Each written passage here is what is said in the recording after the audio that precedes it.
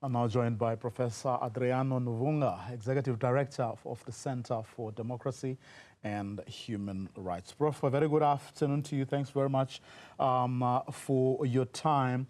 It does look like Frelimo is going to win this one easily, isn't it? Thank you very much for having me. You are right. Frelimo is expected to return to power, but not through a free and fair election.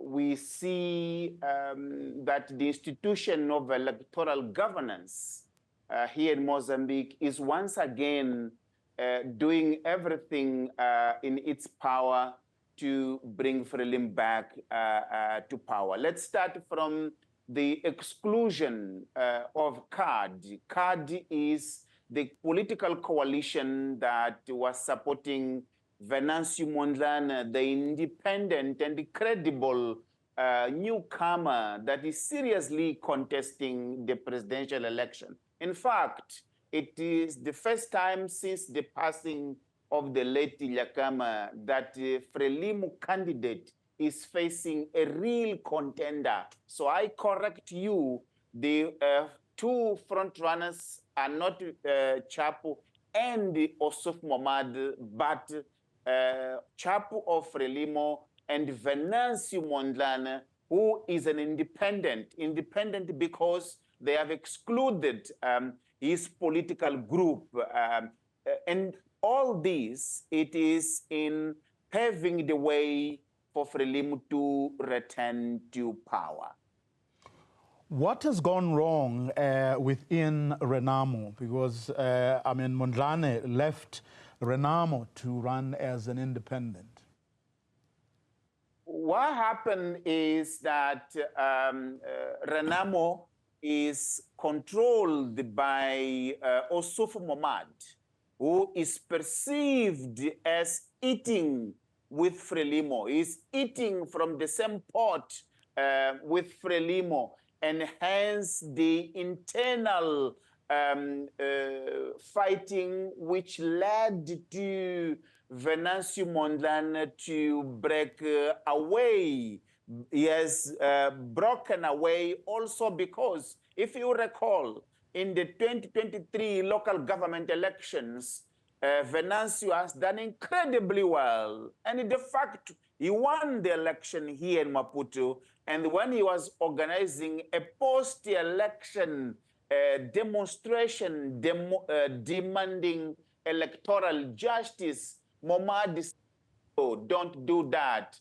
Again, under the understanding that he's behaving that way because he's part of an agreement with Frelimo. So this is the motive behind Venancio breaking away and forming his grouping and standing now, and he has done incredibly well. And to the extent that we think that Frelimo, because they want Renamo to become the second, they might make fraud not only for themselves, for Frelimo, but also for Momad and for Renamo so that they can become second.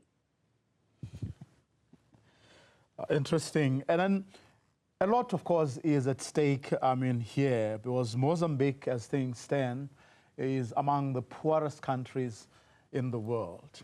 Is there, a focus among these, the people who are likely to win this election on that, on turning the country's fortunes around? No. The Frelimo and Chapo, they represent a status quo. Chapo is young, he was born post-independence, but he is a status quo.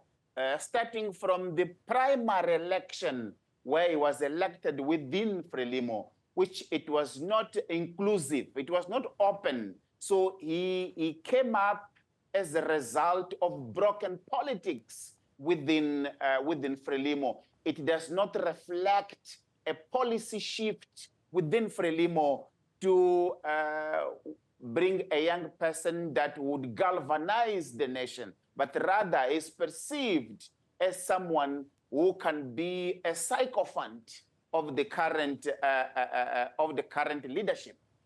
So we don't expect much from him. And also remember, he was a district administrator in the north and the provincial governor in Nyamban. Nothing happened there. Nothing, literally nothing. So we don't expect much from him. And again, if Renamo and Osuf, they gain something, you know, they are just looking for a seat in a table to eat. So this time around, only Venancio Mondlane, he represents a possibility of breaking with the current broken politics that is driving the country into this status of one of the world's poorest country, which is a contradiction looking at the resources that God or nature has blessed us with. If I understand you correctly, this election is not going to change the status quo. What would it take to change, for a complete, to achieve a complete turnaround of things from what they are currently? I like that question. I like that question. Now, you see, what is sitting in between the people of this country and the change that is desired is the state capture, which is perpetuated by electoral governance, which is not enabling the will of the people to speak. So you cannot tomorrow, for instance, to say the people of Mozambique will have spoken. That's not true in this country. Election is stolen. Election is just a facade for foreigners like you to say Mozambique is democracy, which it is not. So it would take the young people. It will take the young people to say enough is enough. We have seen, young people demonstrating in Kenya, and President Ruto had to back off. We have also seen young people in other parts of the continent taking a stronger stance against corruption, against bad governance, against all forms of stealing the public resources by a small group that claim to have liberated the country and built the nation. So it will take really the young people to say enough is enough. Now, the armed conflict in gas-rich northern Cabo Delgado, that problem, do you see that being resolved anytime soon by the people who are most likely to govern after this election? Let me say no. Let me say no for what I've seen.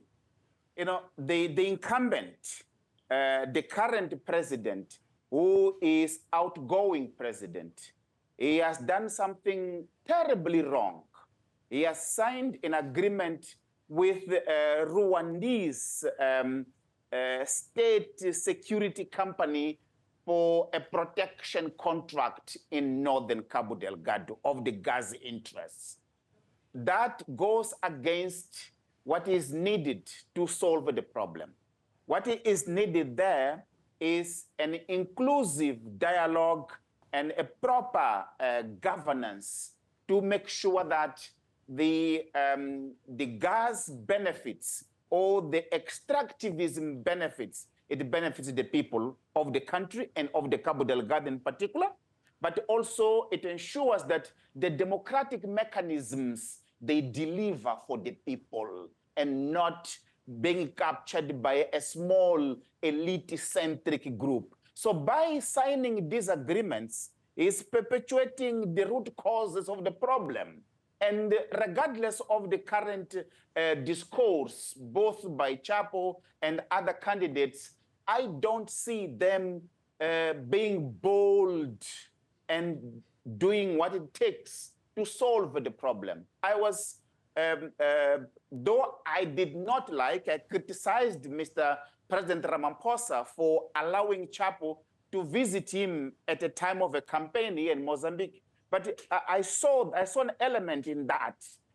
By visiting Ramaphosa, it can help to bring the region and the South Africa in a much different capacity than the current arrangement with Samim. So that can help to address the fundamentals, put the fundamentals right from a regional perspective. You know, Rwanda is outside our region, and this is a Mozambican, it's a regional problem. We need a region in a much empowered position to help Mozambique address the problem appropriately through an inclusive, open dialogue that also tackles the current or inbuilt coloniality around the extractivism that is taking place there. So I don't see them doing this, though here and there you see something positive that might lead into that direction. But we have to wait and see. Prof, let's leave it there this afternoon. Thank you very much for your time and insights.